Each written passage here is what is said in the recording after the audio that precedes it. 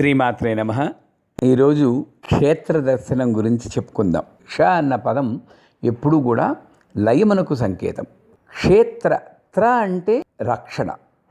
So క్షేత్రము అంటే ఏ ప్రదేశానికి వెళ్తే జీవుడు ప్రాపంచిక విషయాల్లో కొట్టుకుపోయేటటువంటి దౌర్భాగ్యత నుండి రక్షించబడతాడు, అది క్షేత్రం.